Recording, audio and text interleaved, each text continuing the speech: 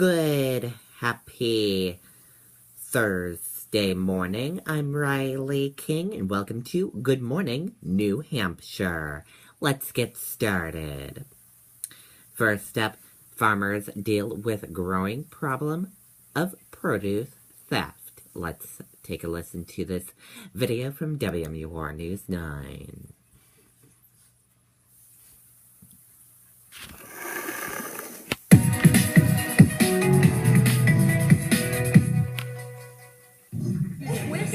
That'll keep the trees from getting damaged. Autumn in New Hampshire. Fall colors, crisp air, apple picking. Tasting is a critical part of the experience.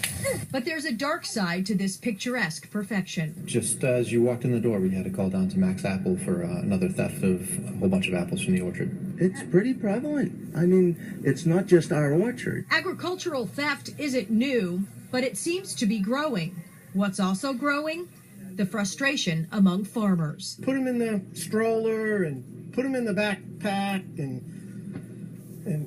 come walking right by us. That's the rough part. That's stealing. Probably 5 to 10 arrests every single September and October, if not more, every year. And that's just in Londonderry. Sanbornton police posted these surveillance photos in late September, calling farm stand theft a, quote, ongoing problem. LaValley's farm in Pembroke had hundreds of ears of corn swiped a few weeks ago as well. Do you guys find everything all right? At Applecrest Farm in Hampton Falls, the owner says often the thieves are well organized and related. Grandma, grandpa, bunch of kids, their aunts and uncles, there's probably a dozen of them. And they were very organized in the way that they bought a few half-bushel bags. Wagner says they spent the day shuttling bags of apples to their car. When I finally caught them, they had 5 55-gallon trash bags, just about an entirely full minivan full of stolen fruit. We had the entire trunk of a Mercedes-Benz full-size sedan full of apples. Farmers warn each other about organized orchard operations, using cell phones to snap photos of suspects who they say hide up in the trees and then run to their cars to make a getaway. So you feel like this is organized? Oh, we know it's organized. Londonderry investigators say most of the alleged thieves they arrest are from the Boston area. And during that booking process, the suspects reveal that their nationality is usually Chinese or Japanese. The farmers in Loudon say they have all types of apple absconders, but the organized groups who climb up in the trees often indicate they don't speak English. Some farms are now hiring security to patrol the parking lot on busy weekends and installing surveillance cameras and signs. You'll notice here that this is a green handle. Yep. And we have a brown gusset, and that's our Wednesday bag. Color coding helps employees see if thrifty customers are reusing bags from previous visits to avoid paying. The creativity is both impressive and disheartening. Because everyone sees so many apples hanging on the trees, they don't see it as a crime. Some farmers were hesitant to talk about the thefts that cost them thousands of dollars every year because they don't want to spoil the fun family ambiance that every farm strives to create. In short, they say, tasting is fine. We encourage the public to try them. How can you know what all 50 taste like? Here in New Hampshire, produce theft is a Class A misdemeanor, punishable by 1 year in jail and $1,200 in fines. But in recent years, other states like Rhode Island are taking a cue from California and Hawaii, making it a felony crime to steal from a farmer if the wholesale value exceeds $250. Amy Cavino, WMUR News 9. Okay, and there you go on that report. Short circuit causes fire at Purple Urchin Restaurant at Hampton Beach. Let's take a listen to this video from WMUR.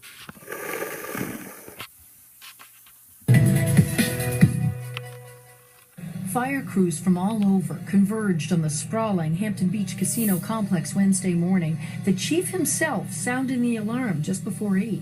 I was driving into work and saw smoke coming from the building.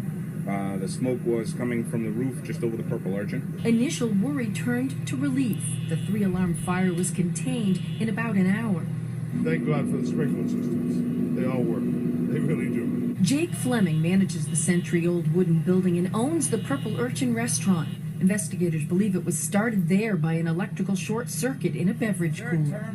It's more smoke and water than I think than any real heavy-duty fire damage. So, but there's still a lot of work to be done. While some smoke went throughout the entire building, the damage is mostly contained to the Urchin and businesses below it. I saw a lot of water on the floor. There were a couple of inches of water there, and product that we had hanging, there's water dripping off it, so it doesn't look very promising at this point. 2 firefighters sustained minor injuries, but the fact that there was no wind, that the complex was empty, and that it's now the off-season, leaving many with reasons to be thankful. But thank goodness it wasn't jammed with people. If there's a time it has to happen, this would be the better time. I mean, it could have been 4th of July, or it could have been middle of August when you're mid-season. There is no damage to the casino ballroom, but a show there scheduled for tomorrow night has been canceled because it's not clear when gas and electricity will be reconnected to the complex. Reporting live at Hampton Beach, Jennifer Crompton, WMUR News 9. Okay, and there you go on that report.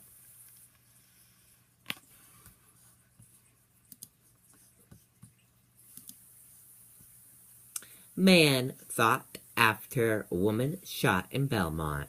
Let's take a listen to this video from WMUR News 9. Leave your mark on every journey you take with a Cadillac from McMulkin Cadillac.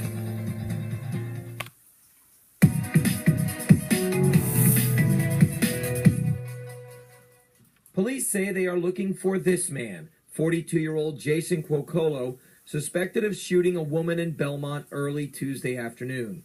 Authorities say they were called to a residence at 24 Arlene Drive and found the 33-year-old victim who had been shot in the head. When my officers arrived on the scene, she was found in the foyer to a duplex-type residence that had a common entry. My officers applied first aid. They tried to control the bleeding and give her comfort. She was fairly conscious at that time. The woman was first taken to Lakes Region General Hospital, then airlifted to Dartmouth Hitchcock Medical Center. She is listed in critical condition, but is expected to survive. Police say Cuocolo stole a car and fled the scene. That vehicle was recovered in Meredith, and it's possible the suspect is still in that area. I would consider this individual armed and dangerous. I would not consider him a threat to the basic public or society in general. This was not a random act. This was an act committed by a person who knew his victim. Anyone who may have information about this suspect's whereabouts is asked to call the Belmont Police or the New Hampshire State Police. Reporting live in Meredith, I'm Andy Hirschberger, WMUR News 9. Okay, and there you go on that report.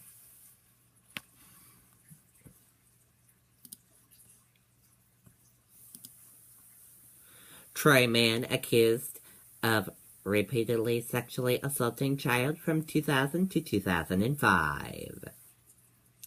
A Troy man was arrested by Keene police after being accused of reportedly sexually assaulting a child over the course of 5 years.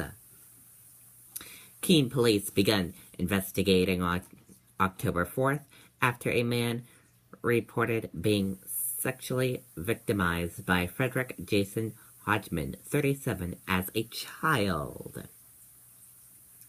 Police said the assaults began in 2000 when Hodgman was 21 or 22 years old, and the victim was 10 years old. Police said the victim was known to Hodgman, and the assault continued until 2005. A search warrant authorizing police to search Hodgman and his home in Troy for any electronic devices was issued on Wednesday, along with an arrest warrant. Hodgman was taken into custody without incident and will be brought before the Chester Superior Court on Thursday. Hodgman faces 2 felony charges: aggravated felonious sexual assault and felonious sexual assault. Police said additional charges are anticipated. The case remains under investigation. Anyone with additional information is asked to contact the Keene Police Department at 603-357-9820.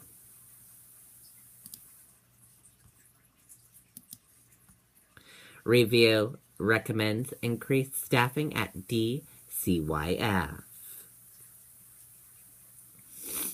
An independent review of the Division of Child, Youth, and Family Services is recommending increased staffing and tighter deadlines for the agency. Governor Maggie Hassan called the review of DCYF in wake of 2 child deaths. The full report will be issued at the end of November, but officials said the recommendation will be used by the Department of Health and Human Services as it prepares its budget for next year.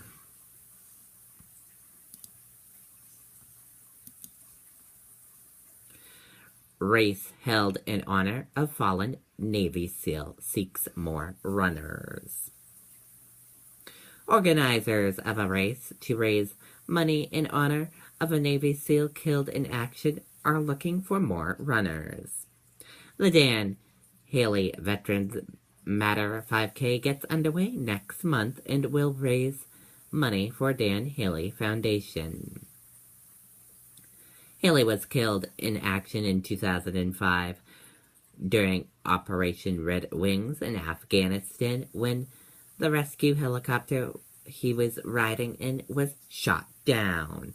His mother said she continues to raise money for causes close to his heart. The foundation offers scholarship and assistance for veterans and single mothers.